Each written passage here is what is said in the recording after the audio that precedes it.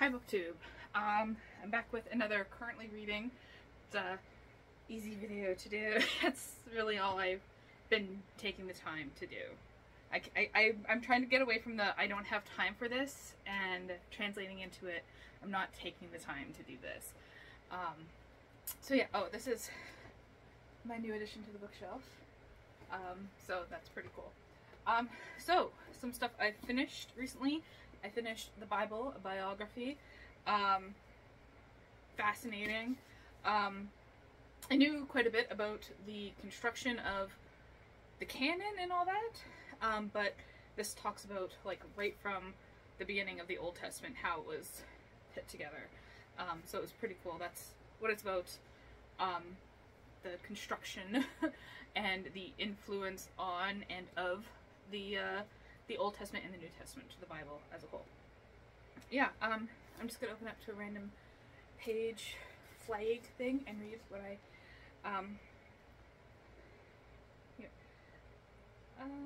oh, this is interesting. Okay. Scripture had not been able to settle the issue of Jesus' divinity, but the Byzantine theologian Maximus the Confessor arrived at an explanation that became standard among Greek-speaking Christians because it reflected their interior experience of Christ. Maximus did not believe that the Logos became human to make reparation for the sins of Adam. The incarnation would have occurred even if Adam had not sinned. Jesus was the first fully deified human being, and we could all be like him even in this life. The Word was made flesh in order that the whole human being would become God, deified by the grace of God, become man, whole man, soul and body by nature, and becoming whole God, soul and body by grace. I don't know if that makes any sense out of context. One of my favorite takeaways of this, I don't know where, here it is. Okay, this is the best. This is the thing that I think I took away from all of it when we come to our interpretation of the Bible. I'm just gonna skim over some of it. It was said that one day a pagan had approached Rabbi Hillel and promised to convert to Judaism if he could summarize the entire Torah while he was standing on one leg. Standing on one leg, Hillel replied, "What is hateful to yourself, do not do to your fellow man. That is the whole of the Torah, and the remainder is but commentary. Go study it." This was an astonishing and deliberate controversial piece of midrash. The essence of Torah was the disciplined refusal to inflict pain on another human being. Everything else in the scripture was merely commentary, a gloss on the golden rule. So yeah, it's all about compassion. That's what I took away, mostly. There's a lot more, but that was the thing that I really enjoyed most. And then I'm like 30 pages from the end of Brown Girl in the Ring. This is really good. This is a lot more horrid than I thought it would be. Not horrid in the writing, but in like things that are happening. I'm just like, oh boy, I wasn't expecting that from this. Like people getting flayed alive and all sorts of like bad, horrible things happening. It's almost like a horror in some scenes. Yeah, these tabs, they won't make sense because it's more about theme running throughout the book, that theme being generational trauma and abuse, so they won't really make sense outside of me reading them. So yeah, it is really good. This is about a young Caribbean girl, not really young, like I think she'd be somewhere like really early 20s, so I guess still a young girl if you're as old as I am. Anyways, yeah, she's, Toronto has kind of been abandoned by all the rich and elites and companies, and it's kind of gone back to bartering and that kind of stuff, and she has to use her Caribbean heritage and traditions and rituals and stuff like that to kind of save herself and her family. Quite interesting. And I also recently bought and read Solutions and Other Problems by Ali Broche. Chapters got me again. I went up with 2 books and they're just like, hey, you know, if you buy 3 you get 1 free, and I was just like, oh, I'll go back and find 2 more books, and so yeah, I got this. I love Ali Broche. This was another one. I should have expected it because I knew Ali Broche's situation before going into this, she wrote another book, which was is about depression and stuff like that, but it's still a little more lighthearted. And then this one, she got cancer, and then her sister died in a car crash, and so like it got dark. But there's still some lightness and stuff in it. Yeah, one of the things here, life story. If you keep going, you'll eventually realize that one true answer to all your question is, of course it doesn't make sense. What business do you have expecting things to make sense? Yeah, and that's it. Like, why do we expect things to make sense? Like, who said the world is logical? I don't know. It's not. So yeah, that's what I finished reading. I got into a bit of a reading slump. I was trying to read Dark Money. It's over there. I don't want to go get it. And it just wasn't grabbing me. It's a topic I'm really interested in. It's about how billionaires are funding the far-right movement. So, hi! I have my kitty cat here. My lovey-dovey. So, and I was looking at my TBR, and I had to go to the library anyways. And I know I said I feel like I'm not reading my library books, but, you know, I always have that hope that I will. And I got some pretty good ones, I think. I'll put them down again. So, first off, I got some movies. I've been watching, and I'm currently watching right now, The Witcher. Yeah, so Henry Cavill has been, oh, sorry, my setup here. I'm not editing, I'm sorry, this video is going to be long now. So yeah, so I wanted to, oh, I tripped over my cat. So I wanted to watch some Henry Cavill movies, so I got The Immortals and Man of Steel, just to do that. And a big old stack of library books. That one's not turned around on purpose, it's a manga, but maybe this will make a good, you know, thumbnail. So yeah, this is my library haul. I went without any plans. I just said I just kind of want to go and see what I find. Picked up this one mostly because the yellow just jumped out at me. It's called Swallowed by Réjean Ducharme, and this is why I picked it up. Over the last 50 years, it has become a cornerstone for a culture taught in high schools and universities as the foundation of modern Québécois literature. So it's just like, I've read some Québécois literature, I really like it, from French Canadian stuff, so if this is like one of the classics that are taught in school, I'd be interested in reading it. In this classic work, 9-year-old Bernice Einberg feels trapped by home, family, and dogmas, both real and invented. Then she's sent to her father's ultra-religious relatives. And so that sounded fascinating. I'll give that a shot. I had recently read Red X by this author, David Demchuk. He's a Canadian author, and I really enjoyed that one, so I decided to pick up this one. This is his first one, The Bone Mother. It sounds like it's short stories, but they might be interconnected.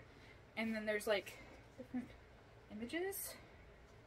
Maybe through this, make sure it's not inappropriate. Yeah, and it takes place on a village, neighboring villages on the Ukrainian-Romanian border. So that sounds quite cool. It's going to be horror, but I can read horror. I can't watch horror necessarily, but I can read it, no problem. This was, I was looking at comics, and this was kind of on one of the displays, and it stood out to me, really weird. It's called Doubt, and there's these weird people in bunny heads. So this is based on this is about a mobile phone game where you play as a rabbit and you have to find out who the wolf is before it kills all the rabbits. And a bunch of the players are like kidnapped in real life, and they wake up and there's a dead body, and so they're the rabbits trying to find the wolf. I thought it would be interesting. It's a nice thick manga. This is by Yoshiki Tonogai.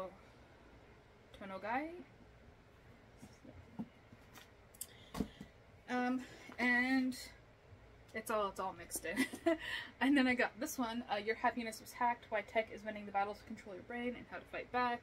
I, like everyone, have spent hours scrolling on. I deleted TikTok because at one point I was spending like 8 hours on it one day, and I was just like, this is too much. And Instagram Reels has kind of captured my attention, and I want to stop. And I can't really delete the app because I like posting on it and looking at my friends' pictures. So this book seems interesting. And it's stained. I hope they know that. Black marks. Anyways, why I picked this one up? I don't pick up a lot of ones because they're like, tech is bad and you gotta go live off the grid and all this kind of stuff, and I'm just like, no, like there's good things about technology and social media and stuff, and this one says, but we can reclaim our lives without dismissing technology. So it's talking about how technology does these things and how to have like a balance between technology and stuff. So yeah, that one. Then I was in the nonfiction section. I was like, I love dinosaurs, let's get a dinosaur book. So I got this one, Why Dinosaurs Matter by Kenneth Lacovara. And there's some pretty neat, of course I'm going to flip through it and I'm not going to find it. There's like graphics on pages and some illustrations in it, so I thought that was really cool. Yeah, and it's about dinosaurs. I didn't need to know anything else besides that. Dinosaur book. And for a while I've been thinking about reading the sequel to Redwall, so I got that. This is Mossflower. Redwall is about a castle and all the characters are rodents and rodent adjacent, so like raccoons and stuff like that. Or badgers, you know, like little, or badgers rodents? I don't know taxonomy. But yeah, little rodent-like creatures. And yeah, so I thought I'll read the sequel to that. It's been 2 years almost since I read the first book, so. And then I said, oh, I'll get some poetry. I want some poetry. So I got 2 books of poetry. I got this one, Louis the Heretic Poems by Gregory Schofield, because I like Louis Riel. He's a character in, not a character, he's an actual person. He's not just a character. He's a person in Canadian history who led some rebellions for the Métis people. And so this says, this new collection is challenging traditional conceptions of Riel as simply a folk hero and martyr. By juxtaposing historical events and quotes with poetic narratives, Schofield draws attention to the side of the Métis leader that most Canadians have never contemplated. That of husband, father, friend, and lover, poet, and visionary. So that would be interesting. And this one I picked up because Wittgenstein was mentioned in the title, and Wittgenstein intrigues me. So this is Wittgenstein Elegies by Jan Zwicky. That's what we're gonna go with. Yeah, and I don't know if the camera will pick up the texture on the pages, but maybe. I love books like that. I don't care about the content. The pages feel really nice. I do care about the content, but it's a good bonus that the pages feel kind of nice. This one I've seen quite a few times on BookTube, and I have it on ebook, but as I said, my ebook reader is kaput right now, and I actually jumped out on the shelves. I was just going through random shelves. I wasn't going through every shelf. I was just like randomly looking for stuff, and thankfully this one popped out. So this is The Coldest Winter Ever by Sister Souljah. This is like a classic at this point. I think it was, I don't know when this was written. 1999. I guess 25 years ago. Yeah, I just went there. 24 years ago. Almost 25. Yeah, and we follow ghetto-born Winter, who's a young, wealthy daughter of a prominent Brooklyn drug-dealing family. Yeah, there's more to it than that. I'm interested to find out by reading the book and not just the back. And the cover, I love the colors, the purples. And then we got some more nonfiction here. Let's go with this one first. This was actually the first one I picked up. Akhenaten by Nicholas Reeves, Egypt's False Prophet. I've read a lot around Akhenaten, like certain topics I've read about were on him. I believe, what's it called? The Alphabet versus the Goddess by Leonard Shlain. I believe his name was, mentioned him, and about how he changed,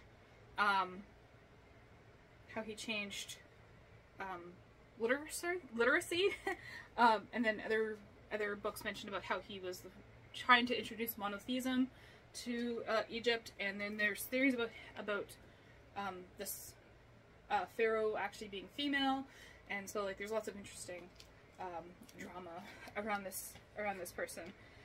So we will read and find out, and I love like the little images and stuff like this. It's almost like a textbook type deal, but hopefully it'll be more entertaining than just a textbook. And the last book I got from the library is I Fired God by Jocelyn R. Zichterman, and this is another one I had on ebook, but I got it out in physical form. And I don't know if you guys have seen the documentary Shiny Happy People. I'm fascinated by fundamentalists. Fundamentalist Christians, I should say, and fundamentalists in general, but more so fundamentalist Christians. And that was about mostly about the Duggar family and their church called the IBLP, the Institute of Basic Life Principles, Gothard, and you know how that leads to horrible things that happened. And they are part of the Independent Fundamentalist or Fundamental Baptists group, IFB, and so she was part of IFB as well. It's about her leaving the church. Yeah, so this will be fascinating to me. Yeah, I think I'm honestly gonna go back into multiple reading and just kind of dive into like all of these maybe at once, trying to see what kind of I'm interested in sticking, because Dark Money is just not doing it for me. And I looked at my TBR and I don't know, just changed my mind halfway through the month here about what I want to read. That is it, I believe. Let me know what you are currently reading, and thank you for watching.